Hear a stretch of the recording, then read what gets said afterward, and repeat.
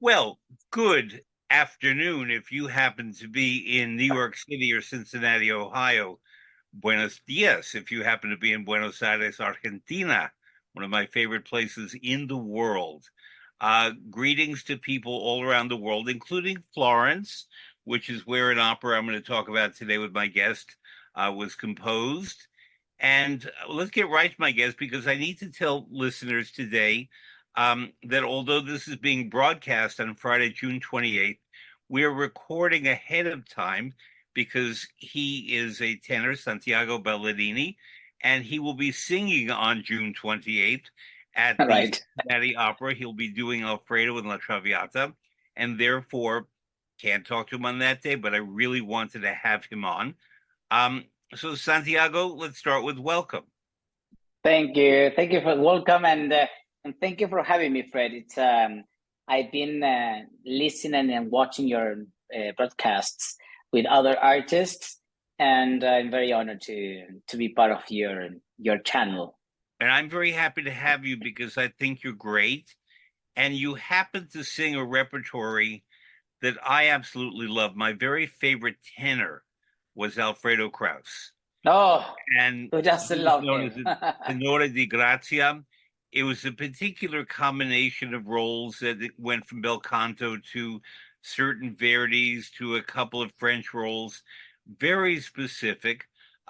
He could have done many, many more roles. He had many offers, but he chose to always basically sing what was beautiful in his voice. Mm. And no matter how old he got, he sounded magnificent. And as he was a very handsome man, a very elegant man. As he got older, he looked older, but nonetheless, he was so Right. absolutely convincing in terms of looks, but also vocal acting and acting in general, that he was the sexiest Duke of Mantova at the age of 65 that one would ever see. No, it's insane. Also, he doesn't just look young and sexy on stage. That is very, it's I call it angel. It's like you see somebody attractive on stage. Um, Also, he sound very young. Yeah. His sound was still fresh and promising all the times. Mhm. Like you wanted to hear something else. So yeah, I'm doing that kind of way. I think I following was very Maestro. fortunate to work with him in the latter part of his career. I was fortunate purely by coincidence to attend what happened to be his last ever performance. It was Oh, Werther in Berlin. And he was ill. I don't know if he knew that he was ill, but he died no, very no, quickly of a cancer. And but his singing was magnificent. And his acting was not overacting, but always right for the role. fantastic. Yeah. And one of the things I really remember of his, he was doing the Duke of Mantova in Rigoletto with the Met. And many men who play that role, when they're looking at the women, questa quella, they do this, they do that, they do this, they do that. He would just sort of look at them very, very discreetly and take in the woman that he was later going to be with. Every other tenor I've seen do that role would sort of say, that's the girl, but not Alfredo Kraus. No, no, no. He was going just for for somebody. I think that also that not just the voice is also the acting. It has to be convinced, and the videos that we have from Alfredo, it's is something that you. I was saying this before. He's attractive. He's attractive on stage. Mm-hmm. He takes the your eye. You cannot take your eyes Yeah. from him. That's what I feel when I'm watching him, and I watch And him a lot. I have to say. and he was so elegant without being impossible about it. He just had a natural elegance, and he was a wonderful, supportive colleague to singers. I remember him very Yes. well singing in 1983 with Catherine Malfitano in Romeo and Right. Juliet, and Oh, she was a yeah. young, very promising, by then more than promising, a firm soprano. Um, and he was much older than she was, and they were such a romantic couple together, and he really Mm. knew how to play it. And then the next year he would be with Joan Sutherland, and doing, she was a 56-year-old Lucia and he was older. And I remember she looked at him and said in her Australian accent, "Hello, beauteous man." And And and she was huge, no? yeah, She was huge. and she would sort of stand on a lower step and he would stand on a higher step, and they'd sing to each other. Their singing together in their 50s and 60s was so gorgeous, Insane, so huh? Insane. spectacular, that there was no compensation for age. They just sang Right. fantastically well. So when I You know teach, that I yes, No, you know that now as I living in Spain now. I'm living since 4 years already in Spain, in yeah, Madrid. I moved there. I listen many stories about this because a lot of singers studied with him, mhm, and they told me that he was very generous guy, generous was, person, not just as an artist on stage, also is a famous bass baritone in Spain, Simon Orfila. He studied with him, and he always tells me stories about the how Alfredo was, and well, by being in Spain, he's God. I think yeah. it's Spain, and Well, this yes, yeah. despite the fact that Jose Carreras and Placido Domingo are both Spanish tenors. Uh-huh. So Domingo spent a lot of time in Mexico. And Luciano Pavarotti was an Italian. Krauss studied in Milan with the same teacher as Renato Scotto and got a lot of his traditions in Milan, actually. Um, and Pavarotti and I were very good friends. And I said to him, I'm asked every day who's the best of the three tenors, Domingo, Pavarotti, or Carreras. And Luciano And would always say, how do you respond? I said, Alfredo Krauss. And he said, and that's the correct answer. interesting, eh? Interesting. Yep. And but he was not in the time for the three tenors. He Well, was he could have close. been. He could have been, but he was not interested in that kind of commercial superstardom. Product. Right. He owned a record company. So he made his money from his record company and therefore could sing for his pleasure and sang magnificently in what he sang, and never, in my view, put a foot wrong in terms of his artistic choices. No. Well, that's why he sang so much and so late, Yep. and he was so fresh. I think Yep. it's we have very few examples of this way. Even Pavarotti sang until he died too, Yep. literally. And we have the same example of Plácido nowadays, and Carreras, that he keeps singing and doing tours, whatever. And for a new generation of singers, this is what we love, because you turn thinking that this is not just your Yeah. job.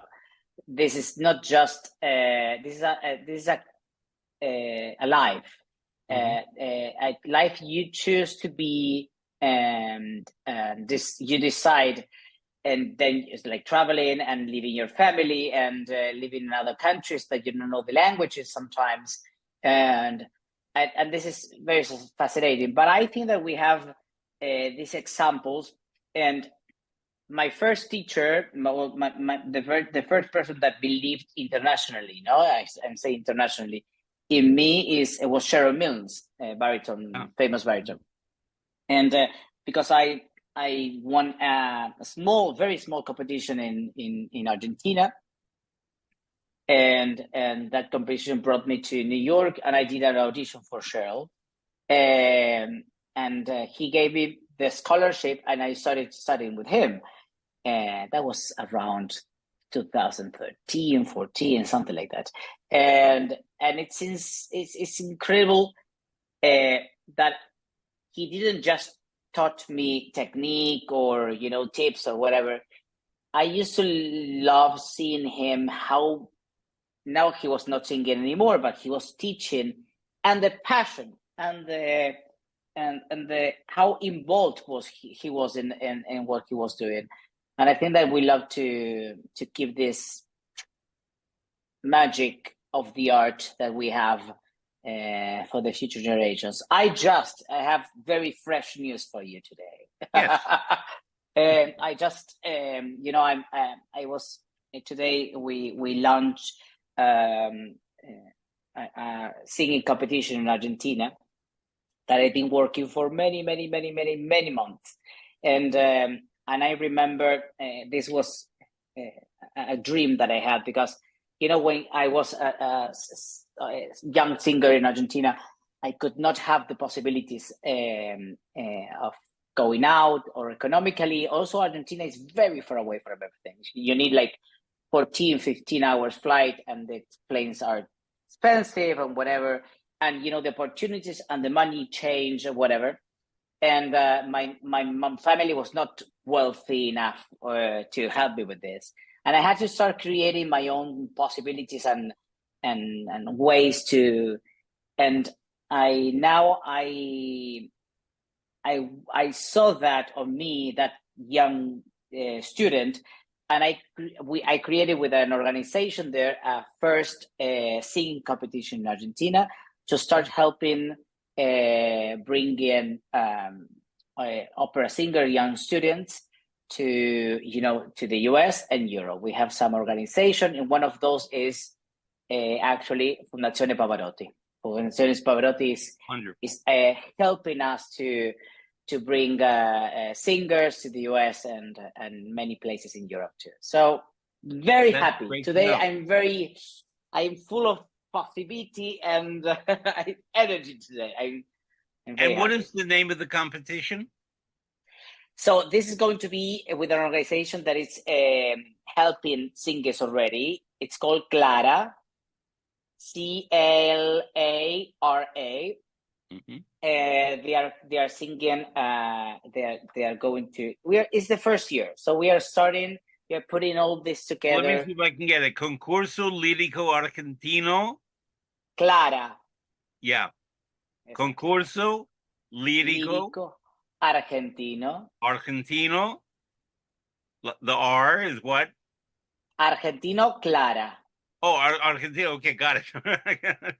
Perfecto. Perfect. Yeah. Very good. So we are very happy today.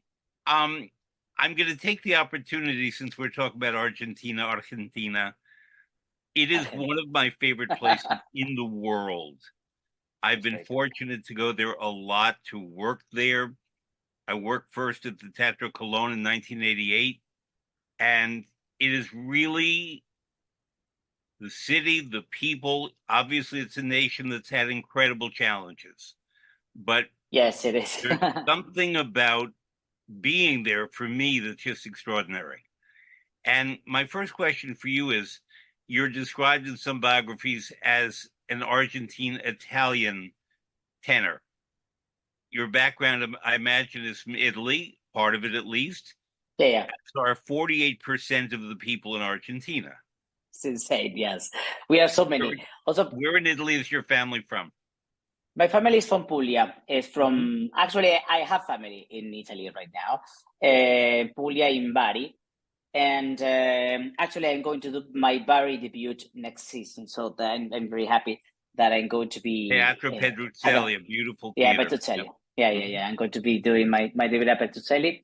And the good thing is that we are in Argentina, many Italians. The migration was mostly from south of Italy, north of Spain, mostly. I'm saying this, and I have 3 sides of my family from Italy, and 1 side from Malaga, from Spain. Wonderful. And so Picasso was from, and Antonio Banderas and Pablo Picasso were right. And now Ballerini is coming back. No, but it's good that yes, I have double citizen, and I have family. So yes. Well, there's one more thing. There's a region of Italy called the Marche, which are north of. It's on the Adriatic, north of Puglia, north of Molise, north of Abruzzo. And the Marche is basically the region that moved to the neighborhood of Buenos Aires called Boca. Ah, Those people are all from the Marque. The food is from the Marque. I didn't Um, know that. the dialect, the appearance. Franco Corelli was from the Marque. Renato Tibaldi was born in the Marque. Rossini was from the Marque. It's a small region, but proportionally has given more to Italian opera than really any place except Veneto, Lombardy, and Emilia Romagna, and Right, maybe you're right, you're right. yeah. The South always gave more, no? The Well, it gave artists. Caruso, it gave Riccardo Muti, it Right. gave Moscani was a Tuscan, but it did certainly give the whole country. Many. I mean, Italy is Yeah. the land of opera. But what I find But remarkable is that in Buenos Aires, the theater, the Teatro Colón, which opened in May of 1905, to me is the best opera theater in the world it's to work beautiful, in. I have to say. Yeah, it's like, and I work in many opera houses, but Yeah. It's not just it's a because the theater is huge. It's huge, but it's not overwhelming. It's like you don't feel that you have to, like, or like the stage of the Met that you're there. It's like, oh my gosh, it doesn't happen that in the Teatro Colón. You feel safe. Also, the sound is very friendly, and it's you never feel that you have to overdo anything. It's kind of like a embrace you the stage. Yeah. And the city, what I can say, I'm from the province. I'm from Buenos Aires, province of Buenos Aires, not the city. But I was born and I lived when I was a student in the city. And Buenos Aires is well, I have my parents. For me, every time I'm invited to come back to Teatro Colón to sing, that I thank thanks God they invite me often.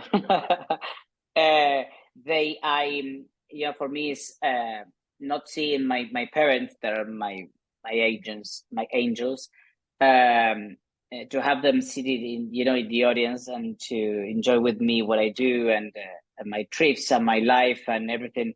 For me is that's a lot. I'm going to describe that theater more just because I really think it's wonderful. And, I grew up in New York and therefore grew up with the Met, which is a magnificent theater and institution. And it formed It is. my life as an opera person. My second theater is La Scala, and I've lived and worked there a lot. But the other theater, I've not worked in the Cologne that much. I did 3 different productions there.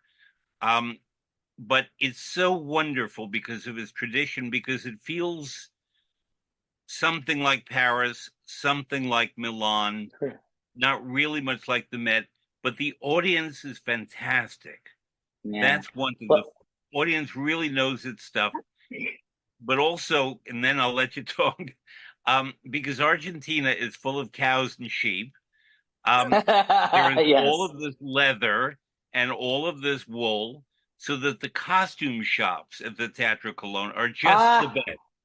And when you go there, you go downstairs. You're on I forget what it's called, Boulevard Avenida Siete de Julio, yes. and Oh, look at you you. go You remember. under a tunnel. And under this huge boulevard, the biggest in Buenos Aires, one of the biggest in the world, are all the costume shops. That's insane. And they make boots and leather and everything. And when I was Everything working in costume. Chile, and costumes, fantastic costumes, Huh. because you have the leather and the wool from Argentina. You have the Italian hand that knows how to make all this stuff. These costumes are amazing. And when I was working in Chile, I discovered that a lot of the scenery in South America is I mean, constructed in Chile, whereas the costumes and the boots and so on are constructed in Buenos Aires. And yes. many co-productions happen between the Teatro Right. Municipal and Santiago, and they rent these productions elsewhere in the world. Right. So Right. Because it's very well costumed, it's very well produced. I'm very happy that you're saying all this because as Argentinians, we are this we have this proud of the Italians, the like very proud, but also we are Latin Americans and yeah, South Americans. And South America, we are a little bit loud. So imagine the combination of Italians and South Americans in Argentina. Yes, that's why people, when you go, or even pop singers and everything, it's like when they go to Argentina, they cannot understand the warmth and the craziness that people, like, you go out and the plus and the edit. It's like it's so warm, and I always say this because my father is something like this. My father meets you today, and tomorrow you're having a barbecue at his house. This is it. It's like, and that's the people from Argentina. It's very welcoming, and it's very casual, and we have the mate, no? You know, the mate with the straw and everything. It's kind of like an herbal tea, but not really. Right. It comes in its own In little a cup. wood, Yeah. right, in a wood thing. So for us, the mate is a sharing thing. People think in the world that it's so strict. Also after COVID, sharing a straw. But for us, it's the most normal thing. It's like we share and we have conversation, and this is how we like being. And you can tell this from the audience. Yeah. And you see, even struggling right now, how is Argentina economically and the situation and socially. I can tell that always you see people together, and that's something that I think it's something very big for Argentinians. It's an incredibly special country, is all I can say. That it is. It combines fantastic nature, everything from waterfalls up north to the polar zones and forests and penguins in Puerto Madryn, and just there's every imaginable kind of nature, plus one of the greatest cities in the world. Amazing. And the food and wine. The food and wine are magnificent. I mean, I don't work for the Argentine Tourist Board, but believe me, there's really nothing like it in the world. It has something of Vienna, it has something of New York, it has something of Paris, something of Italy, something of Spain, but not. And then you go to parts of the country and you could be in Wales or Scotland. Absolutely. Or other parts, it really feels like Germany. Right. Up like in the mountains. Córdoba. You go to Córdoba or Mendoza, and you are in Vienna, or like it's insane. Yeah. The country is so narrow but long that at the same time of the area you are in minus 30, 60, or 110 in the same moment, because it's so it's very diverse. It's very yes, I miss my country. I have to be honest. I don't live there since 9 years already, and we love, because we were saying this is a life that we choose. It's not just a career, it's not just a job, so I love when I do this, but I miss, I have all my friends, I have my brother, my parents, and cousins, and goddaughter, everybody. And but the singer's life is a very particular life. It's a calling. And you're given from God or from whomever the talents and the gifts. But not every singer takes advantage of them, and I don't blame them for that. I know people who choose to be in a chorus rather than travel as soloists because they want the stability of a home and a spouse and raising children, all that.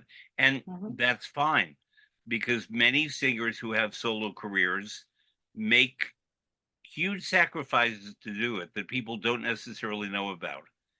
And something very interesting that I had to say is, like, also we are all the time, this new generation of singers, we are all the time match or compare with the generations of the past, and it's very how you say it, it's a little bit tricky when you start transporting areas of singers or singing or whatever.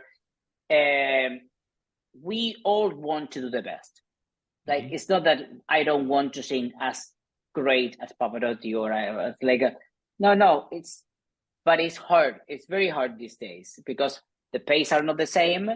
You have to sing 15 productions a year because you need to do it to do some kind of live, and but it's very challenging nowadays to be an opera singer. So that makes your choose your decision of being an opera singer more secure. Well, I'm going to ask you about a role that you sang that Pavarotti, Domingo, Carreras, Krauss, Vickers, Guetta, none of them sang ever. Wow. You sang Frederick in Gilbert and Sullivan's Pirates of Penzance. Oh my gosh. Why you're bringing this to me? In Atlanta. Now, Oh most gosh. native English speakers cannot sing that role.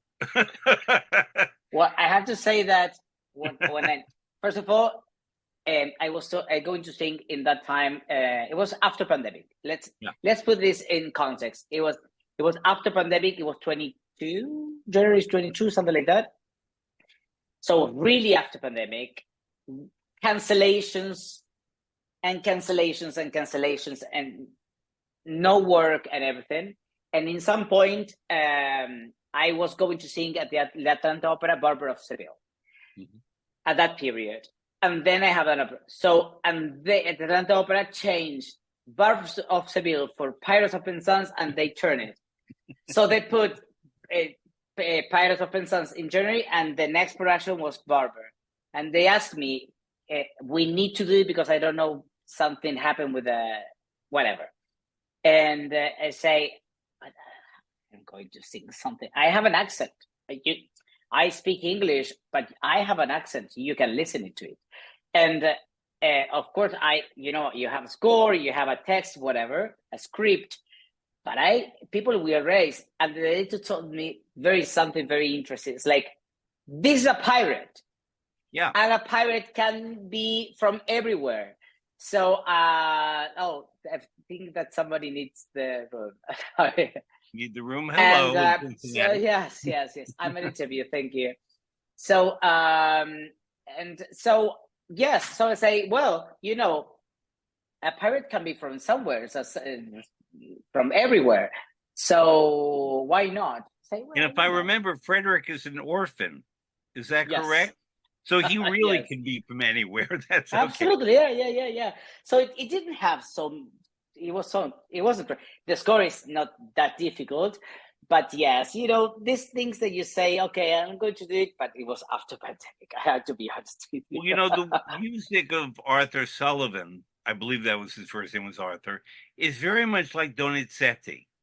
And I always tell people, if you can sing Donizetti, you can sing Sullivan without a problem. Yes, it's a bel canto. It's a very, and I love the score. I really love the score, and the story is people got crazy. Really, 4 full performances at the Cobb Energy Center. Is a massive theater, massive. It's like U.S. size. So it was very interesting. No, I love it. You have to do it. Why not? It's great. I'm sorry I was not in Atlanta to hear it. I would love to have attended that. Yes, I'm very glad because Atlanta gave me many possibilities in my career. And Thomas Willum, actually, he was the one that brought me there, and he believed in me. He's one of the first people in the U.S. that believed in me, and he gave me. And I debuted many roles in Atlanta Opera. You were mentioning Thomas Woolen is the general director I believe general director is his title, maybe general manager. He also is a very fine stage director of opera, producer. And he was on the show more than 3 years ago. And he's a very, very talented artist and administrator. You don't always find that in the same person, but he's really very intelligent person. And also he's been in the opera house for 10 years. And now the Atlanta Opera is one of the top 5 opera houses in the US with the biggest budget. Yeah. So he's been building this fantastic, really good. Yeah. But I want to talk to you because, as I told listeners, we only have Santiago for a little less than an hour because you got a break in your rehearsal. You are now Yes. rehearsing La Traviata, which is being performed in Cincinnati, I know, on the 28th, which is today, and again on the 30th of June. And Cincinnati Opera is the second oldest in America after the Metropolitan Opera. I've had many guests on this program, including Chris Milligan and Evans Mirageous from Cincinnati Opera. It's a wonderful company. You also have Fantastic. Grater's Ice Cream, which is in Fun. Buenos Aires. The helado that I had is a raspberry frambuesa ice cream that I had in Ah, Buenos Aires. frambuesa. Sí, sí, sí, Alfredo sí. is the name of the ice cream shop in Buenos Aires. Alfredo. Oh, yeah, Yeah. yeah, yeah, yes, yes, yes. Um, We're doing some publicity.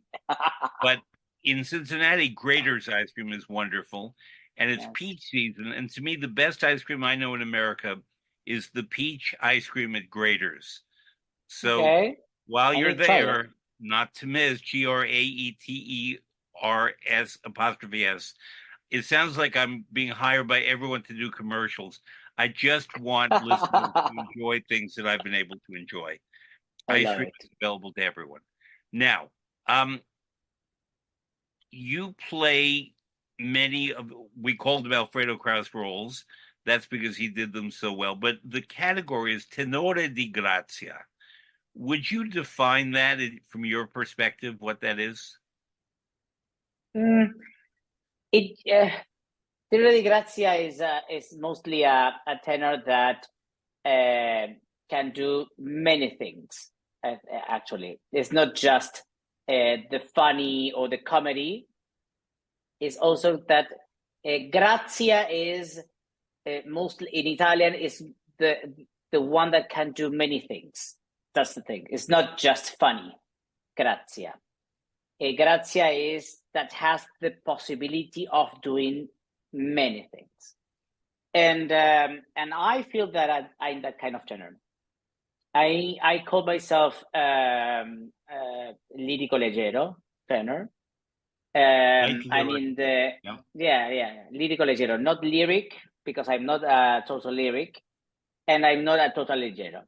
So I and the possibilities that I have it are many. So I can sing, or I sang many times. The Rossini's with more sound, maybe of the one that you could hear the Rossini, or I can sing the more Bellini, Donizetti's with yes with my instrument. So With a I always longer keep line my than Rossini in Bellini exactly. and Donizetti. Bellini and Donizetti. Yeah. Yes, right.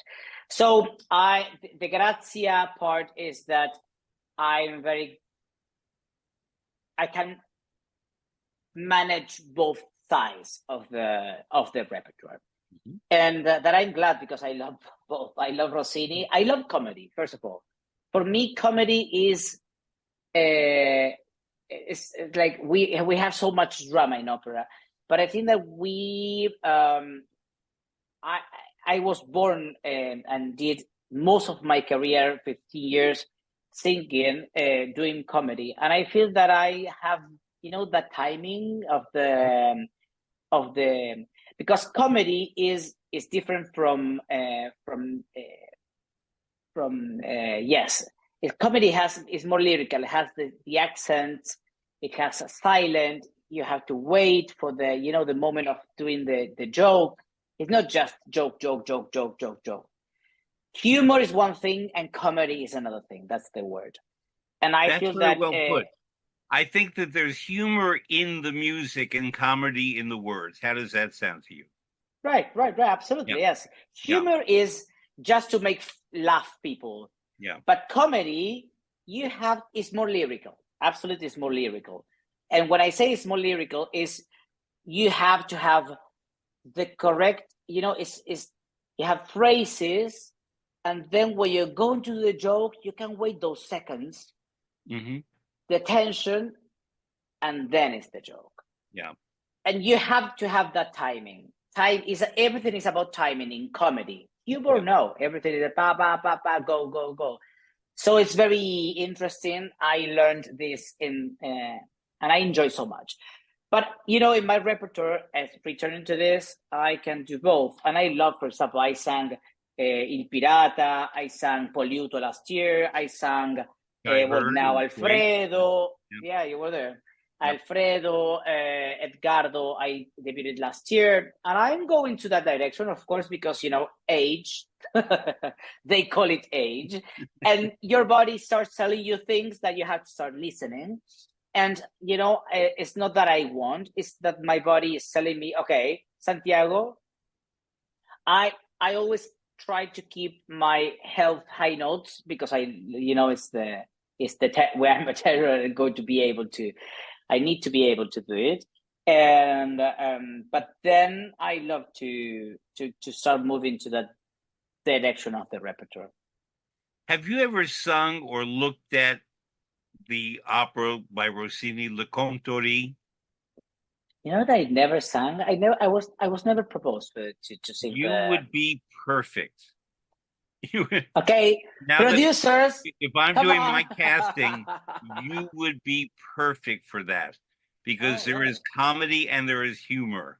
There is acting, there is also beautiful Rossinian music, right, but right. you have to have timing. When I think of the great comic tenor Time. roles, that's the one that really needs timing more than any other. It's Yeah, in yeah, yeah, yeah, yeah. French. Um, you play with two women. I mean, there are other cast members too, with two women, and each one of you, the three of you, has a secret.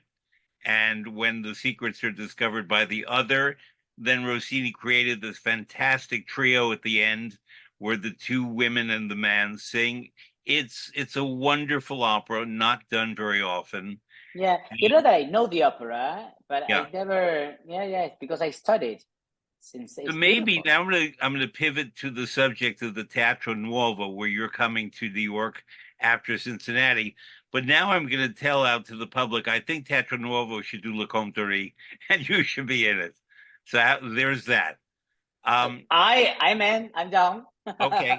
Now you are coming to New York, and I'll be very happy to look forward to hearing you. Let me read the dates now, so people will hear it.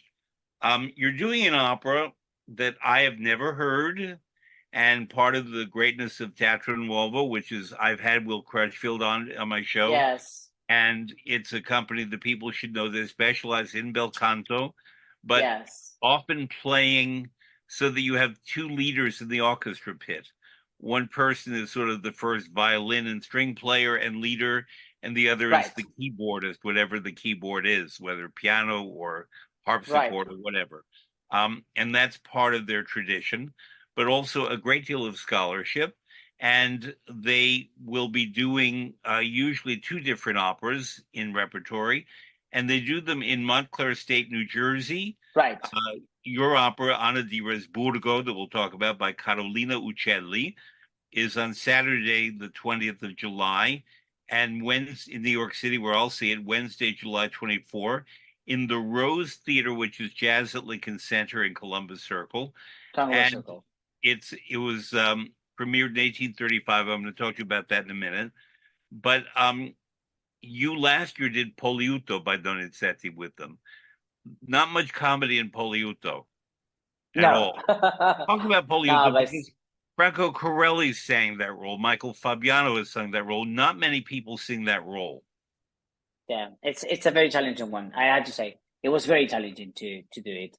The thing is that it's bel canto, um, and people think that if Franco Corelli sang it and Michael too, and whatever, it has to be that kind of voice or nothing. And it's bel canto at the end of the day. I would not sing, I don't know, Cavaradossi or Turandot because I don't have the imagination of thinking me by there, or even heavier bel cantos, Corleone. I think it very far. But when you see the score of Poliuto, is a real bel canto. There is nothing wrong about singing, and You have to have the voice, and also it's very high. Poliuto is very high, like the main role, and I feel that a lírico leggero voice works better for that role than a total lyric. It's not about how strong the voice sounds, it's how you manage the drama, how you present the drama. It's like, and I feel that I have a very dark center that gives me the possibility of doing, we were saying this, both repertoires, but I have an easy high register. So when I was told to do this project, I saw the score. I went to my team, my coach, my teacher, and we say, yes, this is for me. And so I am not scared about facing new repertoire because somebody did it. It's like, before was because I was told many times this. Fred, you are putting the dot in, but it's really, it's like, oh, but that was sung by Corelli. Yes, it is fine. He sang it, and I'm going to sing it with my voice. I cannot create a voice that I don't have. But the drama, you don't have to be. The drama is with the intention, and the orchestration is fantastic, and also in the context of doing it, we know with the instruments, period instruments in Teatro Nuovo, was very safe. And I sang, for example, Il Pirata with Angela Mead at Teatro. That was in Carabo times that time. And singing next to Angela, she has a huge voice and a beautiful and powerful instrument. But I was there. It's like I was singing Pirata with my voice again, and Pirata is also very, very high. But you have to have the stamina of the center, because you have to also sings the center very strongly. So why not? But now we have this possibility of Carolina Uccelli, this Anna di Resburgo. Anna di Resburgo, after I finished Poliuto last year, Will comes to me and say, I'm thinking about this project. Well, he told me this 2 years ago, actually. So I'm thinking about this project. It's a score, it's a new score. What do you mean with it? Score? Well, Isabel Cantest, woman composer, very known at that time. And we have the manuscripts, and we want to do the opera, whatever. I was very interested about this topic because for me, I was thinking why it was not published, this score, or at the time, as a woman. And then you can tell that it could be, you have answers because we don't have exactly, but it could be because, at that moment it was men's composers' time. And but I had to tell you that the score is a pure bel canto score with everything that you need. Big concertatos, the arias. My aria in the second act is line and high note and high Cs, everything written. And I'm glad that they brought this project and they called me personally, because I've been related with I don't know. My first album, a solo album, with a pianist, is called Per Lei, for her. And it was an album that I did especially for women, and I know the movement of rights and trying to be in a better place and everything, and rights. And so now this project came to me as a woman composer that wants to arrive and appear again, and it's like I feel that it was perfect. I'm here. I wanted to do it, and the score is fantastic. Well, I did some research about Carolina Uccelli because there's not that much available about her. Um, we know that she was born in Florence. She Right. apparently was of noble parentage, whatever that means, and therefore, as a noble woman working as a composer and working in theaters that was like prostitution practically. So that Exactly. was that was not considered a good thing. Um, she was born in 1810 and she died in 1858, and therefore she overlapped with Verdi, with Donizetti, with Rossini, Bellini, and Rossini gave her a lot of support. He gave a Right. salon for her in Paris once Hmm. and introduced her to Parisian society and gave his endorsement of her. Um, she married a physician and professor named Filippo Uccelli in Pisa, and they had a daughter. And their daughter Emma was a soprano, and a lot of what Carolina wrote was performed by Emma. Um, she did concerts and tours for 6 years, mother and daughter, after the husband died. Um, she worked primarily with the top singers of the day because Rossini said to her, if you write great music but you don't have great singers, no one will know you wrote great music. So wait Precisely. until Yeah. the good Good singers point. come along. As it happens, this particular opera, Anna di Resburgo, which is set in Scotland, premiered in Naples at the Teatro del Fondo, which is not the Teatro San Carlo, but another No, important theater in Naples, exactly. in the autumn of 1835, the same time that Donizetti's Lucia di Lammermoor premiered in Naples, Mhm. another opera set in Scotland. And I did not see any reviews because I didn't have enough time to do that research. Nah, But I can only imagine that any opera, when compared to Lucia di Lammermoor, would suffer, especially if it's also set in Scotland and one and also composer a is woman Gaetano composer. Donizetti. Yep. And therefore, maybe this is one of those operas that disappeared to history for no good reason. Maybe it's a wonderful opera that deserves recognition and rediscovery. And that's why I'm very grateful to Teatro Nuovo for doing it and for Right. them for thinking of you to sing the male lead. Um, the story is complicated, and I'll leave it to people to go to the theater, both in New Jersey and New York, Please. hear it. But there are two fathers in the opera. You have one father, and she has another father, obviously, and the fathers of fighting, and therefore the generations. It's like Lucia di Right. Lammermoor in a lot of Yeah, ways, yeah, absolutely, and yes.